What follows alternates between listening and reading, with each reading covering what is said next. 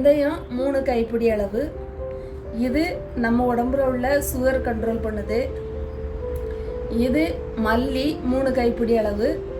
இது நம்மளோட இரத்த அழுத்தத்தை குறைக்குது. இது பட்டை நம்ம உடம்புக்குள்ள உள்ள சுகரை கண்ட்ரோல் பண்ணுது. இது அன்னாசி பூ நம்மளுக்கு நோய் எதிர்ப்பு சக்தியை கொடுக்குது. இது ஓமம் நம்ம உடம்புல உள்ள செரிமான பிரச்சனைகளை நீக்குது. இது பெருஞ்சீரகம், இதுவும் நம்ம செரிமான பிரச்சனைக்கு நல்லது. ஜீரகம் நம்ம உடம்புல வந்து கால்சியம் அயன் சக்தியை சரி பண்ணுது. கிராம்பு இதுவும் நம்ம உடம்புல உள்ள சுகர் பிரச்சனைக்கு ரொம்ப நல்லது.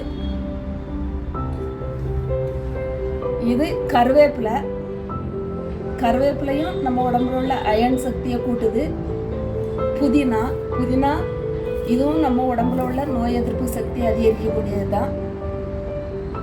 இது பிரிஞ்சி இலை, இதுவும் நம்ம உடம்புல உள்ள செரிமான பிரச்சனைகள், சுகர் பிரச்சனைகள், எல்லா பிரச்சனைகளுக்குமே ரொம்ப நல்லது. மஞ்சள் நம்ம குடல் பிரச்சனைகள் எல்லாம் சரி பண்ணும். இது நெல்லிக்காய் பவுடரு. இது வந்து எல்லாருக்குமே தெரியும், அறுசுவைகள் உடையது. இதில் வந்து நம்ம உடம்புக்கு தேவையான எல்லா சத்துக்களுமே கிடைக்கிது. சேர்த்து மிக்சியில் இனி அரைச்சி எடுத்துக்க வேண்டியதுதான்.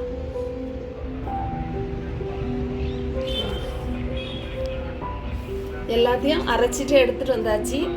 டெய்லி இதை சாப்பிட்டதுக்கு அப்புறம் ஒவ்வொரு ஸ்பூன் சாப்பிட்டீங்கன்னா உங்கள் உடல் ஆரோக்கியமானதாக இருக்கும். பொதுவாகவே இது சுகருக்கான மருந்துகள் தான் நிறையா சேர்த்துருக்கு.